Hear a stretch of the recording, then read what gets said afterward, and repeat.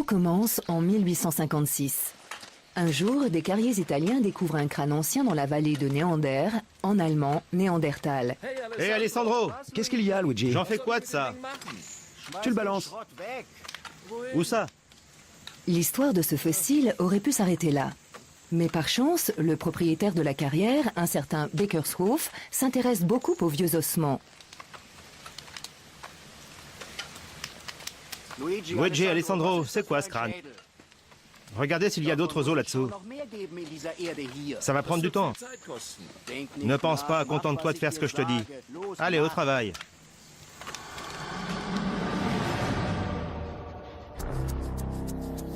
« 150 ans plus tard, ce mystérieux crâne intrigue toujours ceux qui ont la chance de pouvoir l'approcher.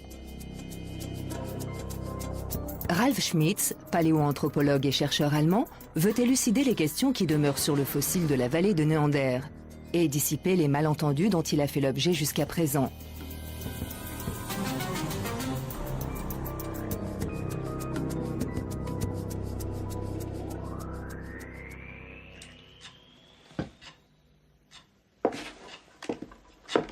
Mon cher Fuhlrott, c'est une pièce de choix que je vous ai trouvée là. Personne n'avait jamais découvert un squelette d'ours des cavernes aussi complet. Vous comptez faire de ces os le sujet de l'une de vos conférences? Vous savez que vous pouvez compter sur mon soutien. Que comptez-vous faire de cette découverte? Mon cher ami, ce ne sont pas des ossements d'ours, mais bel et bien ceux d'un être humain. L'instituteur Johann Karl Fuhlrott est le premier à comprendre l'importance du fossile.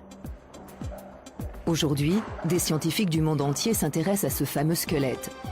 Mais ils ne sont pas tous autorisés à l'examiner sous toutes les coutures. Le fossile de la carrière ne sort que pour les grandes occasions, lorsqu'un projet de recherche paraît prometteur. Un lien particulier unit Ralf Schmitz à ce fossile. Il a mené des fouilles avec son collègue Jürgen Thyssen à l'endroit où le crâne a été trouvé en 1856. Ils ont retrouvé d'autres fragments d'os du néandertalien.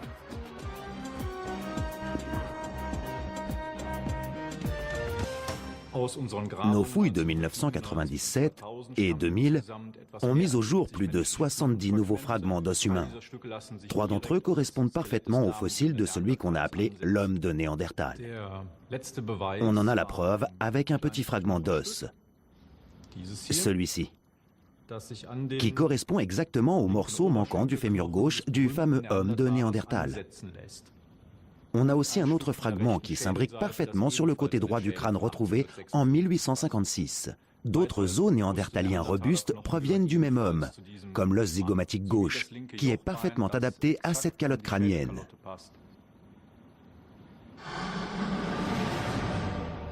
Après sa découverte, le crâne reste d'abord en possession de l'instituteur Fuhlrott.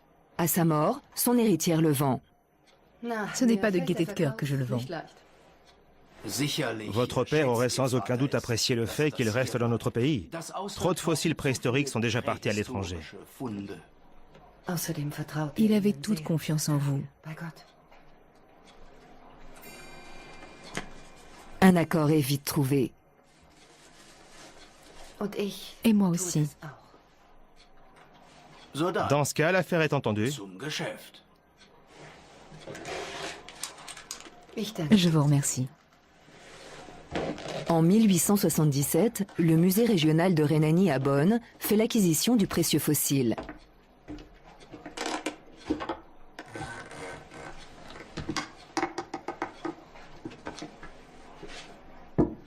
Pendant plusieurs décennies, l'homme de Néandertal retourne dans les abîmes de l'histoire.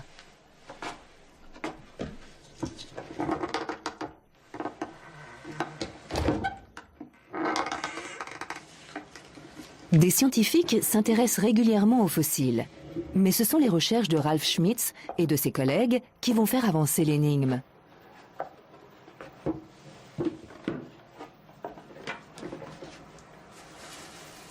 À quoi ressemblait l'homme de Néandertal? La calotte à elle seule ne permet pas de déterminer les traits de l'homme vivant à l'époque glaciaire. Ralf Schmitz s'adresse donc à l'université de Zurich.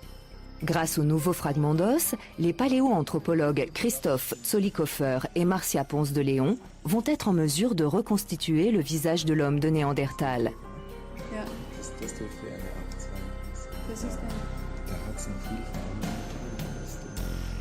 Grâce à un logiciel spécialement conçu à cet effet, les scientifiques assemblent toutes les pièces du puzzle crânien sans même toucher le fossile.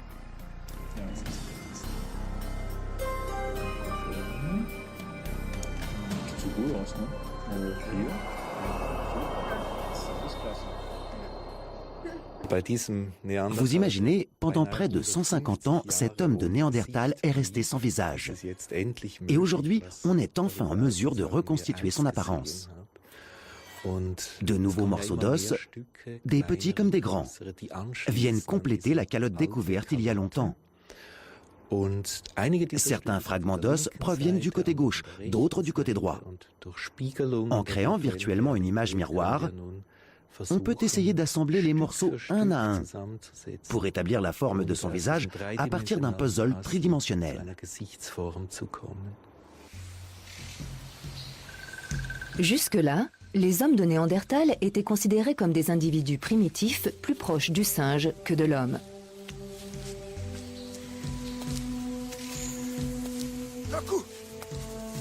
Des chercheurs sont en train d'en dessiner une toute autre image.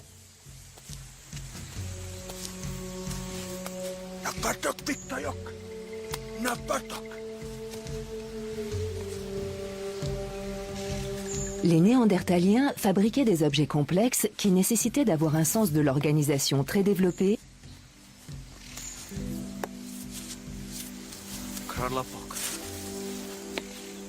un savoir-faire acquis avec l'expérience et beaucoup de patience.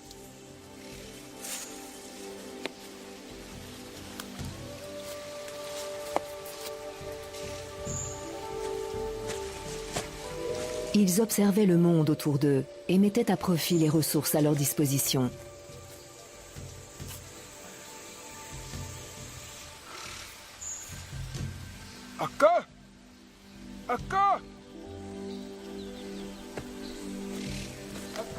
Il y a 42 000 ans, presque toute l'eau était figée dans les glaciers.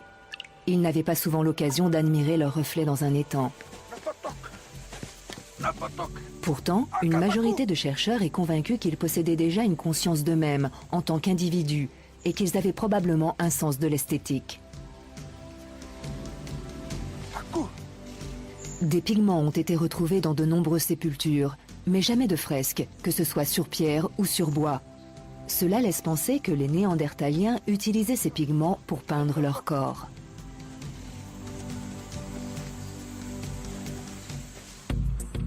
Pour mieux comprendre la vie de l'homme de Néandertal, Ralf Schmitz essaie d'en savoir plus sur le climat à l'époque glaciaire.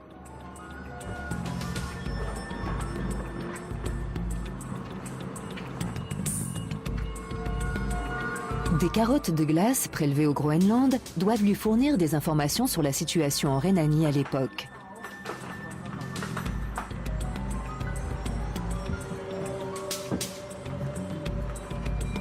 Le résultat de l'examen des carottes est surprenant.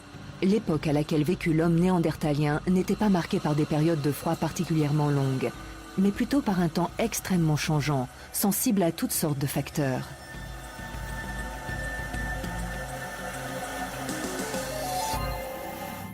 Que nous révèle une carotte de glace comme celle-ci? Elle nous permet de reconstituer différents paramètres climatiques. La température de l'air, sa composition et également la quantité de gaz trace dans l'atmosphère. Ces paramètres ne sont pas visibles à l'œil nu.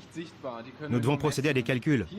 Cependant, cette carotte de glace présente une particularité. Elle contient une couche épaisse de cendres volcaniques. Ça, on le distingue parfaitement. Cette cendre volcanique provient d'une éruption volcanique colossale. Elle a dû parcourir des milliers de kilomètres pour atterrir au Groenland. Un événement comme celui-là a forcément eu des répercussions sur la vie des Néandertaliens. C'est certain. La fin de la période glaciaire en particulier a été marquée par plusieurs éruptions volcaniques de grande ampleur. Le ciel a dû s'assombrir. Un événement comme celui-là laisse des traces pendant plusieurs années.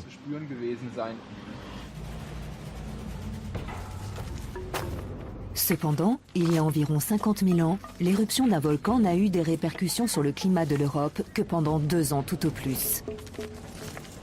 Les scientifiques ont décelé quantité d'autres variations de température, mais ils ne peuvent pas encore expliquer leur cause.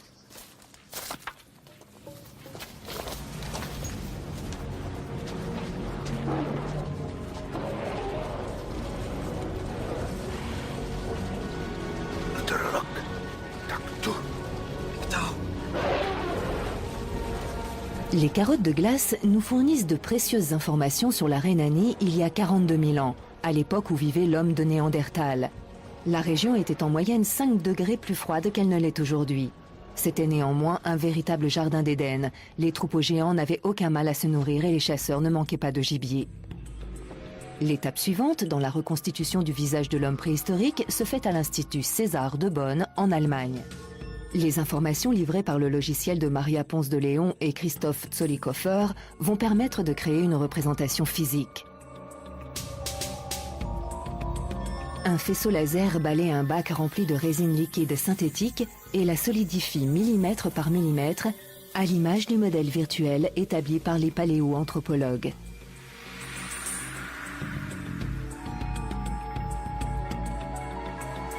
Il faudra un peu plus de 24 heures pour obtenir la réplique minutieuse d'un crâne.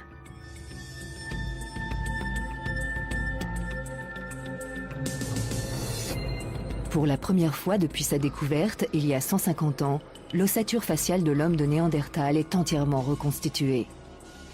Mais comment lui donner plus qu'un crâne et lui recréer un vrai visage? Taku!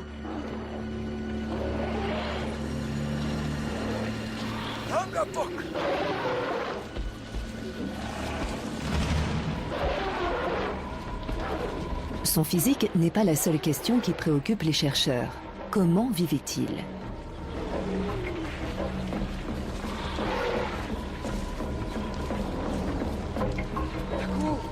Chassait-il le gros gibier?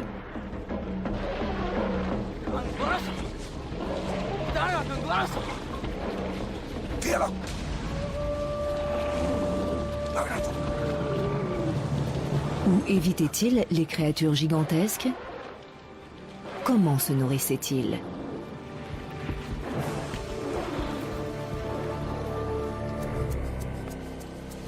Ralf Schmitz espère élucider une bonne fois pour toutes cette question grâce à l'aide d'un chimiste. Il faut d'abord effectuer des prélèvements d'os sur l'homme de Néandertal, mais aussi sur le rhinocéros laineux, le mégalocéros, le loup et ses autres contemporains.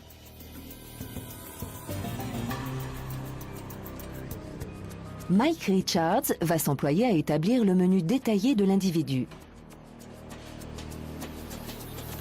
Pour obtenir des informations fiables sur son alimentation, il doit d'abord examiner les fossiles de végétariens, de carnivores et d'omnivores datant de la même période.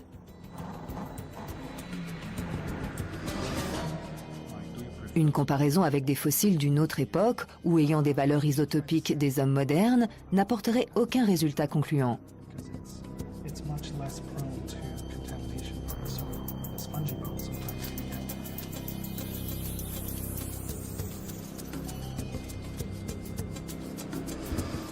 Ces prélèvements vont me servir à analyser la chimie des os des fossiles, en particulier les isotopes stables.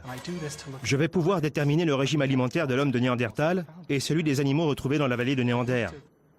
J'ai examiné des fossiles néandertaliens découverts en Croatie et d'autres scientifiques ont fait la même chose sur des fossiles retrouvés en France et en Belgique. À chaque fois, nous avons constaté que les Néandertaliens avaient des isotopes similaires à ceux des loups. Nous en avons conclu que les Néandertaliens étaient de grands carnivores et donc d'habiles chasseurs. Revenons sur leur apparence. Ralf Schmitz s'est tourné vers l'atelier Manufaktur de Munich. Grâce à la technique de la stéréolithographie, ils vont fabriquer le visage le plus détaillé possible de l'homme de Néandertal. Ils travailleront à partir des données obtenues grâce aux paléoanthropologues de Zurich. Pour déterminer l'épaisseur des couches de graisse et de muscles, il n'y a pas d'autre choix que de se baser sur la constitution d'un homme d'Europe centrale moyen. Quant à son visage et à ses expressions, ils étaient certainement le reflet de son style de vie. De quoi était fait son quotidien?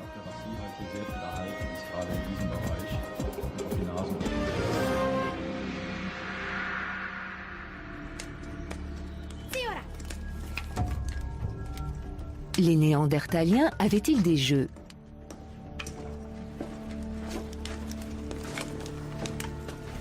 Comment apprenaient-ils de nouvelles choses? Quelles aptitudes possédaient-ils?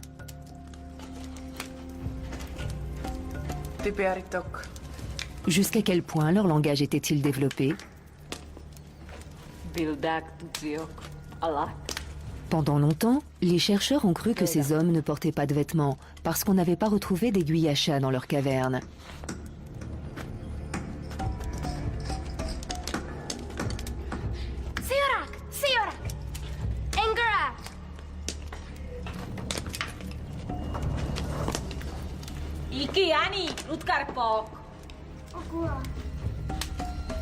Mais pour percer les peaux et le cuir, une simple haleine leur suffisait. Et de minces rubans de cuir ou des tendons leur servaient de fil à coudre. On a longtemps pensé que l'hygiène corporelle était une notion inconnue à cette époque. Or, les recherches actuelles semblent prouver le contraire.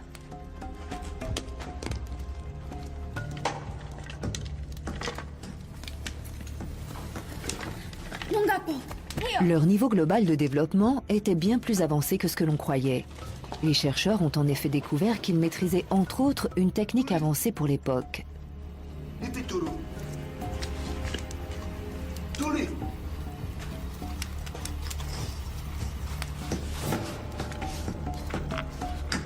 Car bien avant nos ancêtres, les Néandertaliens ont inventé la colle. Le musée de la préhistoire de Halle, en Allemagne, conserve des restes de la colle de l'âge de glace.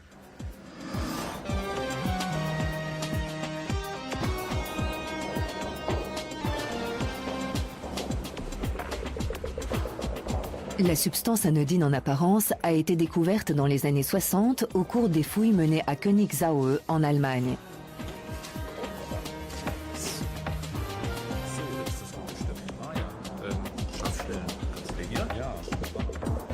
Mais c'est seulement des années plus tard que les scientifiques ont compris son importance et vu en elle la preuve de l'ingéniosité exceptionnelle des Néandertaliens.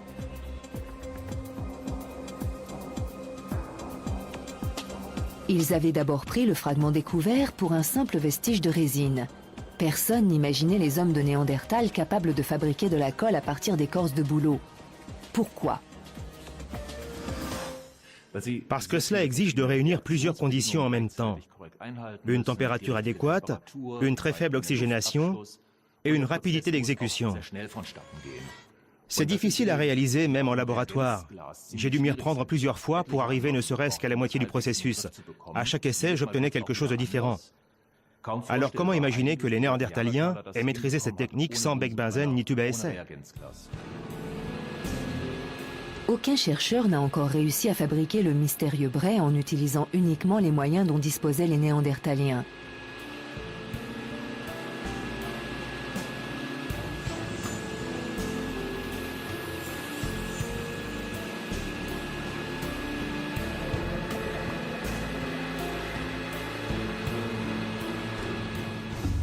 Le processus de fabrication demandait énormément d'ingéniosité.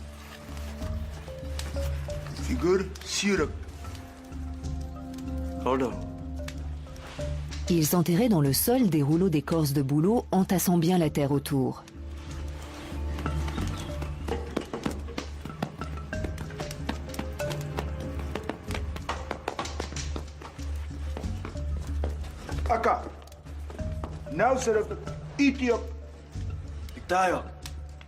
Ils plaçaient ensuite un bâton fumant dessus.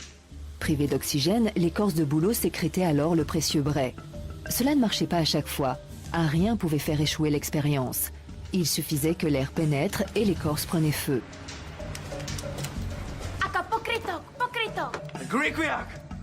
Un homme aussi créatif devait sans doute ressentir de la colère et de la frustration.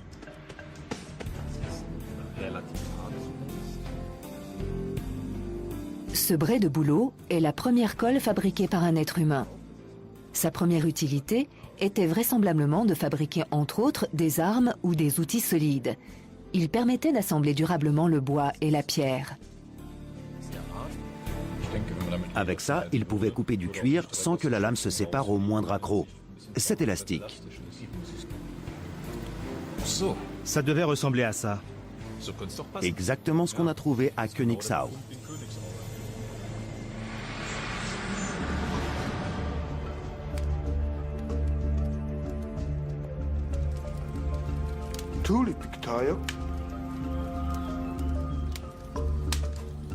Il devait y avoir des spécialistes de la fabrication et de la transformation de cette matière première.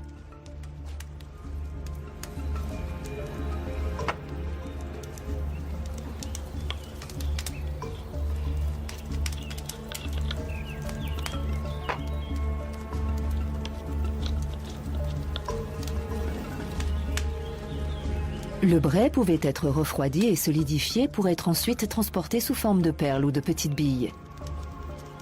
Il suffisait de les réchauffer pour leur donner une autre forme.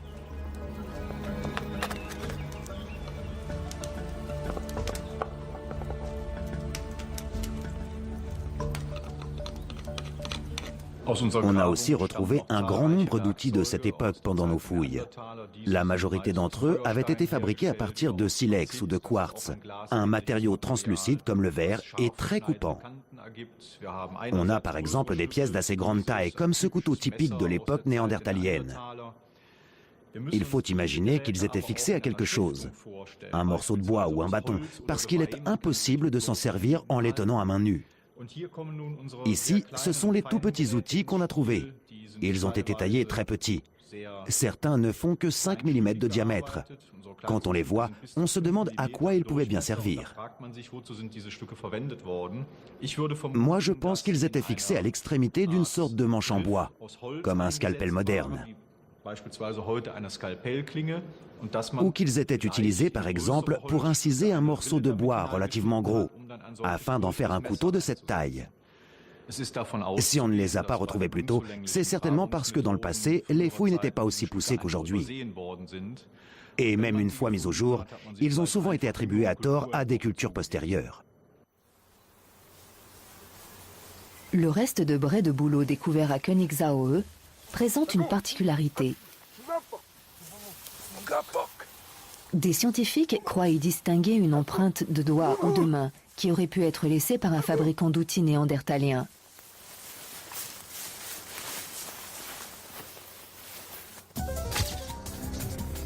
Pour vérifier s'il s'agit bien d'une empreinte, Ralf Schmitz rend visite à Simone Wabnitz, commissaire au département de la police criminelle de Magdebourg. Elle s'est penchée sur les crêtes relevées sur le morceau de brai de bouleau et prend maintenant les empreintes digitales du scientifique pour les comparer à l'éventuelle empreinte d'un homme de Néandertal.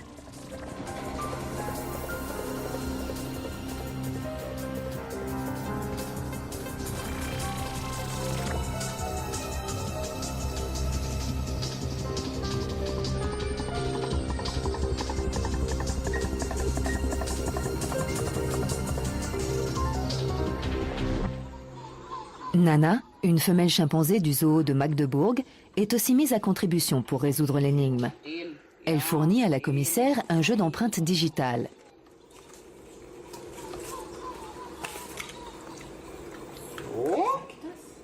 Il faut en effet envisager la possibilité que les crêtes papillaires laissées par une main néandertalienne soient très éloignées des nôtres. Mais elles pourraient comporter des ressemblances avec celles d'un primate. Ça, c'était l'index, ça le majeur et ça l'annulaire.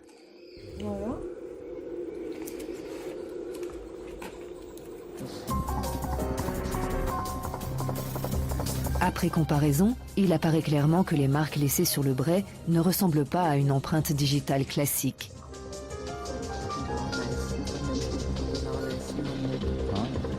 Les sillons formés par les crêtes qui caractérisent une empreinte digitale d'homme ou de chimpanzé sont absents ici. Ja. Aber nicht so verlaufen, sondern wirklich so, die Linien. Les empreintes digitales de l'homme moderne et celles du chimpanzé sont assez proches. En revanche, sur le bray de bouleau, on n'observe que des crêtes parallèles. On ne peut pas être sûr à 100% que ce que l'on voit sur le bray d'un bouleau est bien une empreinte. Et ça notamment parce que les crêtes papillaires qu'on observe normalement sur une empreinte digitale, eh bien, à l'évidence, il n'y en a pas ici. Mais si on part du principe que c'en est une, admettons qu'elle ait simplement été dégradée par le temps étant donné l'âge de ce fragment de bray de bouleau. Dans ce cas, la seule possibilité quand on regarde le tracé des crêtes serait qu'il s'agisse d'une empreinte de la paume d'un homme de Néandertal. Il l'aurait laissé par exemple en malaxant le bray.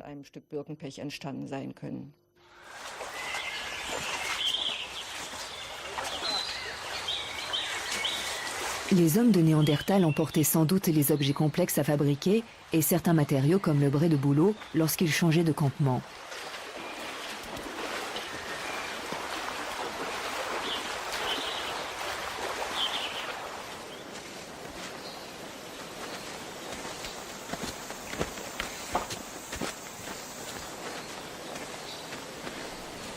Ils devaient se déplacer plusieurs fois par an, tout en restant sur un territoire bien délimité.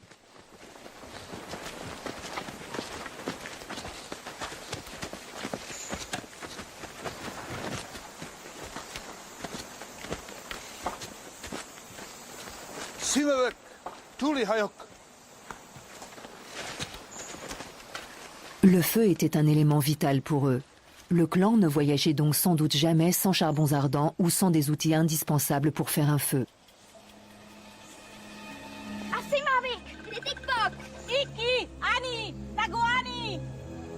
Ils devaient toujours faire preuve d'une extrême prudence en pénétrant dans une caverne inconnue, car il y avait un risque qu'elle soit déjà occupée.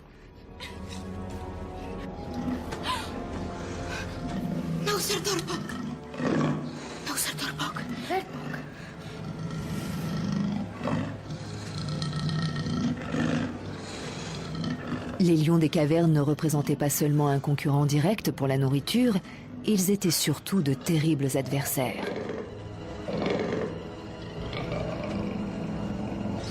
Avec leur mètre 50 de hauteur, ils étaient presque aussi grands que les hommes de l'époque.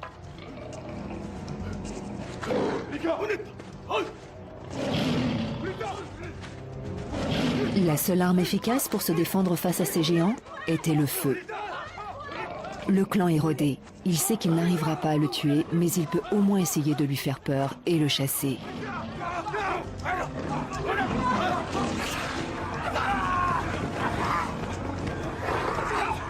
Mais l'enfant, encore jeune et inexpérimenté, a un moment d'inattention.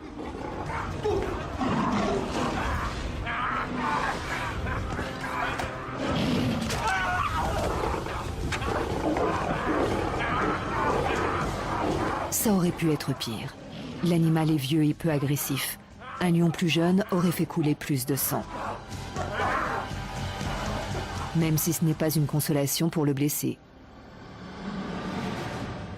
Ça, c'est son cubitus gauche. On voit nettement à l'extrémité supérieure que l'os a été fracturé. La partie supérieure du cubitus s'est dessoudée du coude. Peut-on déterminer l'origine de la blessure?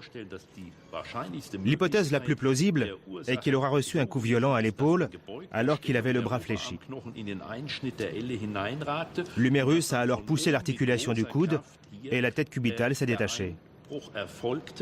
La fracture a parfaitement guéri. En revanche, on voit des excroissances osseuses à l'articulation et aussi ici au niveau du processus coronoïde. Cela nous indique que l'homme avait de l'arthrose, une maladie des articulations due en l'occurrence à un mauvais repositionnement des os après sa fracture. Penchons-nous maintenant sur la calotte crânienne de notre Néandertal, sa boîte crânienne. On distingue sur l'arcade sourcilière droite, l'os protubérant qui est ici, une plaie. On constate qu'il y a a un léger creux dans l'arcade. Mais là aussi, ça a parfaitement cicatrisé. C'est probablement encore une fois la conséquence d'un traumatisme, d'une blessure. Il a sans doute reçu un coup venant de cette direction, porté avec une pierre pointue. Ça lui a entaillé le sommet de l'arcade sourcilière. La guérison semble aussi ancienne que celle de la fracture du cubitus. On peut supposer que les deux blessures ont eu lieu à la même période.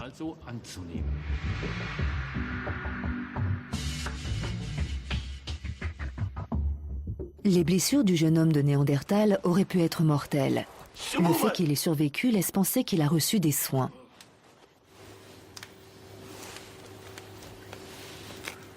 Pictau. Akahio. Aqui, Annie, Ida. Rivak! Rivak! Rivak! À elle seule, sa blessure à la tête aurait pu le tuer.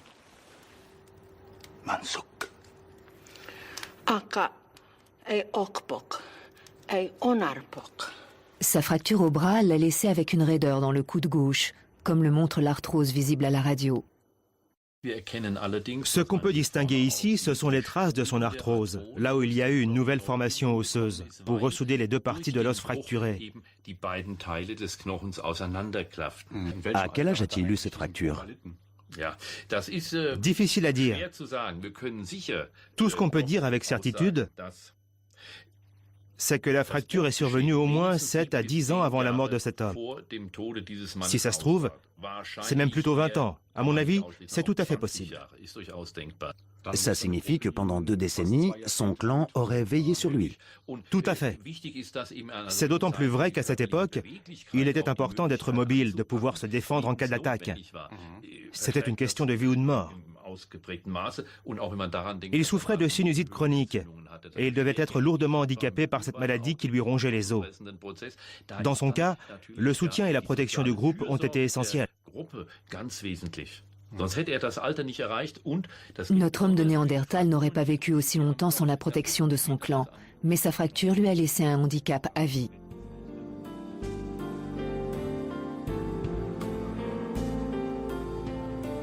Ralf Schmitz continue d'étudier l'état de santé du squelette fossilisé découvert en 1856. L'examen au microscope montre des trous aux contours réguliers dans le cubitus, signe d'une perte osseuse sans doute conséquente à sa blessure.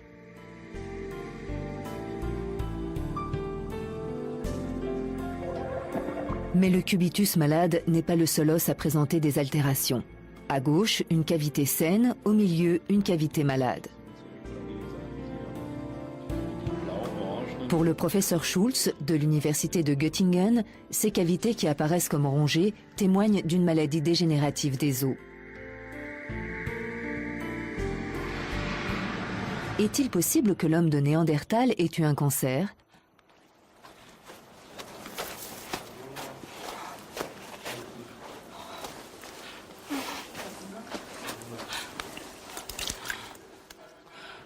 Tous les pictois. Ik got old.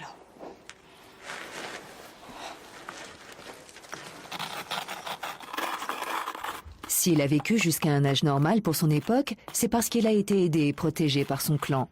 Mais bénéficiait-il aussi de soins médicaux ?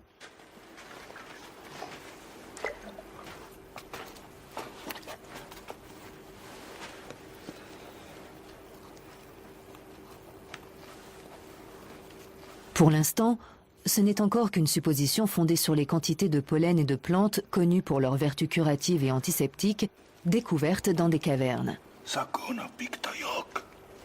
Pictau.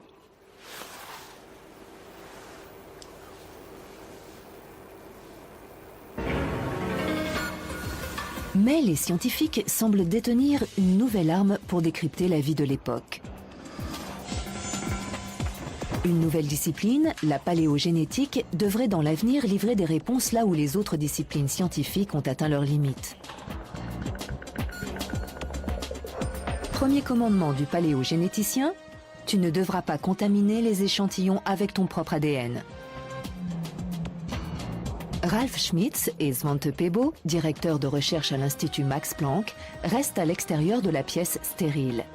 À l'intérieur, un prélèvement d'os va être effectué sur le fossile de notre homme de Néandertal. La tension monte. Johannes Krause de l'Institut Max Planck va percer l'humérus qui avait déjà subi un premier prélèvement en 1996 pour une analyse génétique.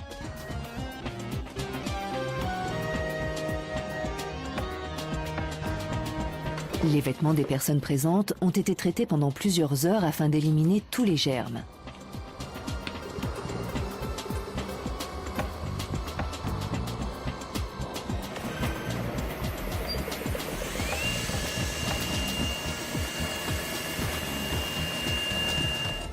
Les deux scientifiques patientent pendant que dans la pièce stérile, de la poussière d'os est prélevée sur le précieux fossile.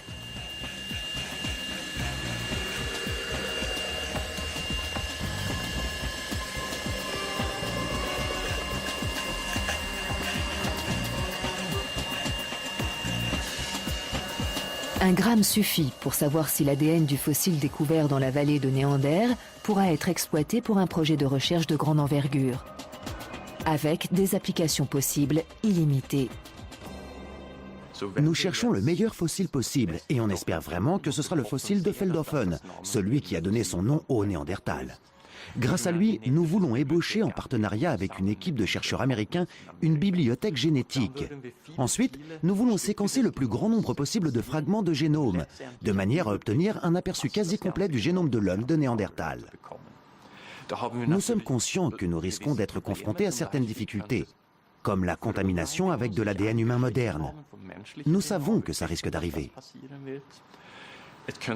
Des erreurs peuvent aussi se produire au cours du processus de réplication de l'ADN dans les bactéries, qui pourraient fausser les données. Mais si on se limite aux échantillons qui présentent des similitudes entre l'homme de Néandertal et le chimpanzé, et qui n'ont pas été altérés par de l'ADN humain, il y a peu d'erreurs possibles. Depuis que l'osioïde d'un néandertalien a été découvert, il est évident pour nombre de chercheurs que ces hommes pouvaient parler.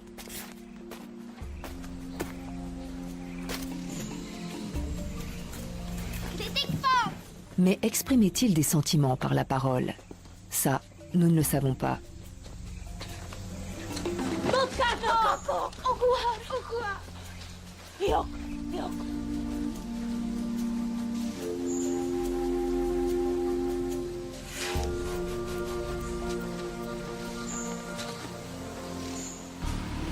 À l'Institut Max Planck de Leipzig, les préparatifs du projet de séquençage du génome néandertalien avancent à grands pas. Johannes Krause va commencer par répliquer des brins d'ADN à l'aide de bactéries. De cette façon, les prochaines générations de chercheurs disposeront eux aussi de cet ADN en quantité suffisante pour que le fossile n'ait pas à subir de nouveaux prélèvements.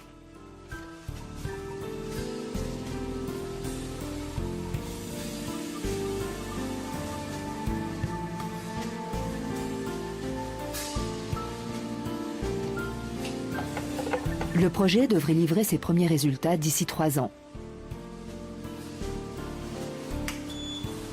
Quand on aura séquencé le génome du néandertalien, on s'intéressera plus à certaines parties qu'à d'autres. Il existe par exemple un gène appelé FOXP2. Quand il mute, on sait qu'il entraîne des troubles du langage chez les hommes. On sait qu'il y a aussi des différences dans la séquence d'ADN de ce gène chez l'être humain et chez le chimpanzé. Ce serait donc très intéressant pour nous de connaître et d'analyser la séquence ADN de ce gène chez le néandertalien. Ça pourrait nous permettre de déterminer avec certitude si les néandertaliens avaient ou non l'usage de la parole.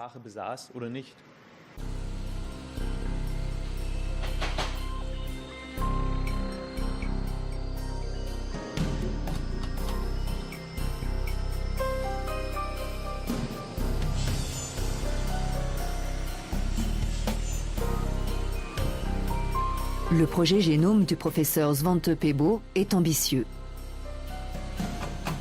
Après analyse, il est décidé d'intégrer le fossile découvert dans la vallée de Néander comme sujet d'étude en raison de son bon état de conservation.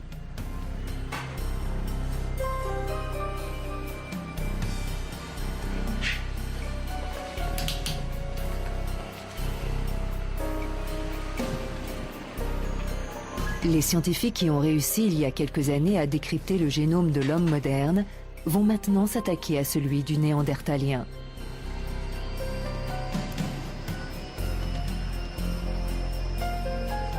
Le projet Génome a pour but de mettre au jour le plan d'organisation du néandertalien. Ces minuscules brins d'ADN pourraient révolutionner la recherche sur les hommes de Néandertal. Les Néandertaliens s'aventuraient parfois en territoire étranger.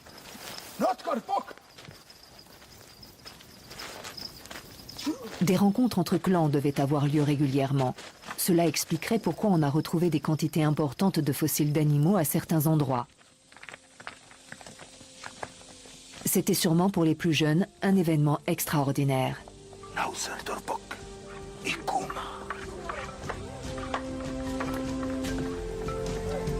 Ils devaient alors cohabiter avec 100, 150 individus, et non plus 15 ou 20.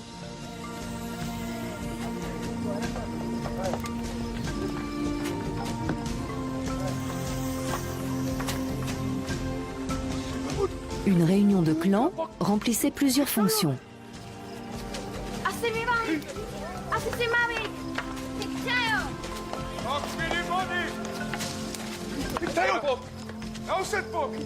Les hommes pouvaient chasser ensemble au moment de la migration des animaux afin de rapporter plus de gibier.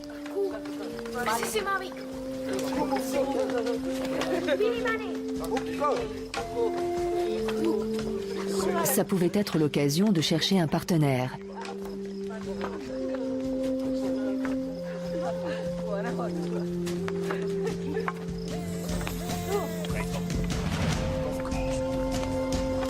De consolider les liens entre clans.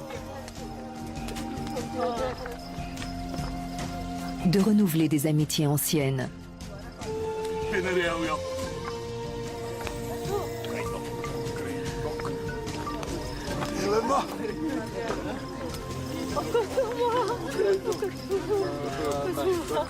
D'accueillir de nouveaux membres.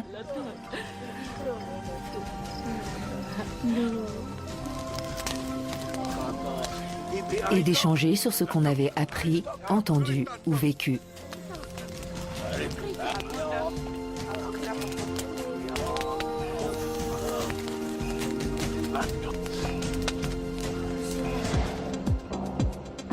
Les traits du visage reconstitué de l'homme préhistorique doivent se rapprocher le plus près possible de la réalité.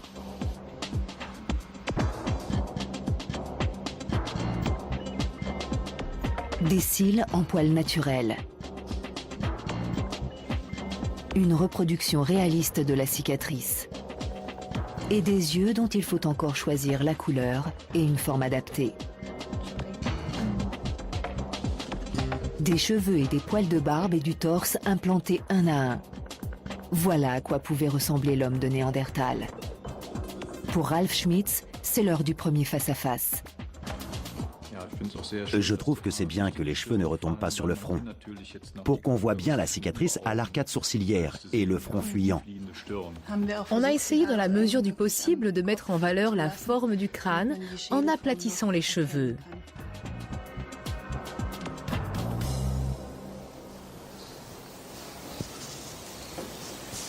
La vie en communauté n'est jamais exempte de tensions, surtout quand on est nombreux.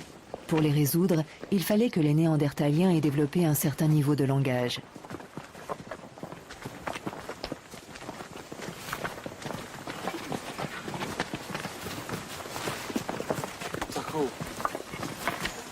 Notre homme de Néandertal a dû endurer des moqueries à cause de son handicap.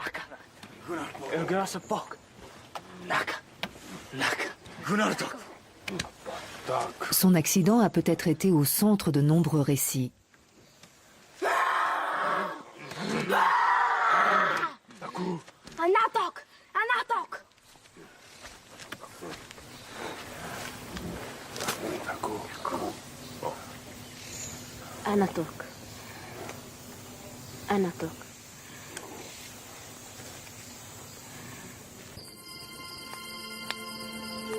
Que les Néandertaliens se soient ou non orientés grâce à l'étoile polaire ou à d'autres, la nuit, le ciel était extraordinairement clair à l'âge de glace.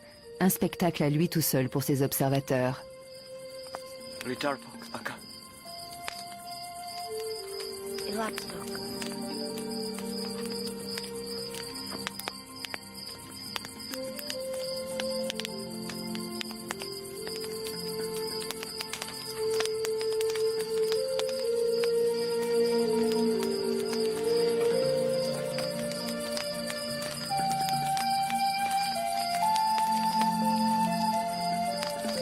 Ralf Schmitz a découvert un autre fossile dans la vallée de Néander, qui l'incite à penser que notre homme de Néandertal ne vivait pas seul.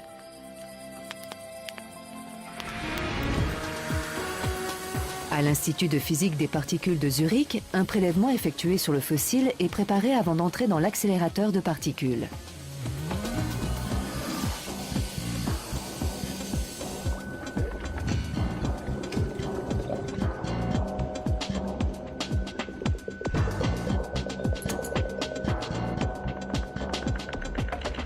La technique de datation au carbone 14 doit permettre d'établir si le deuxième fossile retrouvé dans la vallée date de la même époque que le premier.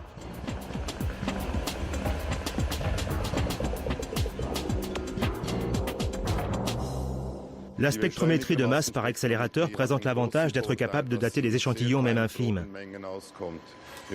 Nous n'avons besoin que de quelques milligrammes de matière pour établir une datation. Si on s'en était tenu aux méthodes traditionnelles, on aurait été forcé de pulvériser intégralement l'os de la femme découverte dans la vallée de Néander pour pouvoir connaître son âge. C'est également valable pour des objets anciens et très précieux, que l'on peut maintenant dater sans pratiquement les abîmer. Ralf Schmitz fonde beaucoup d'espoir sur cette technique.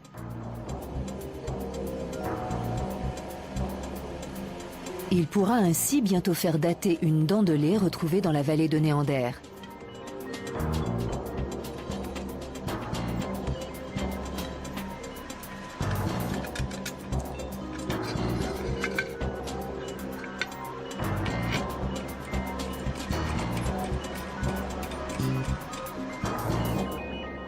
L'homme de Néandertal n'était peut-être pas le seul à être enterré dans la grotte découverte en 1856.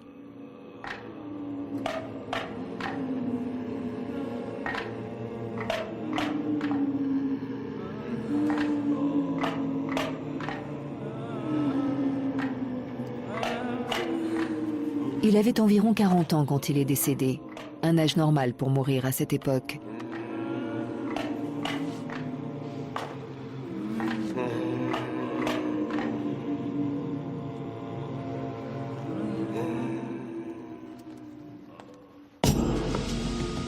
Les technologies récentes permettent aux scientifiques de découvrir toujours plus d'informations sur les fossiles, et elles sont parfois étonnantes. Nous ne saurons jamais tout de la vie de cet homme préhistorique. C'est pour cela qu'il ne cessera jamais de nous intriguer. Il nous est à la fois extrêmement proche et étranger.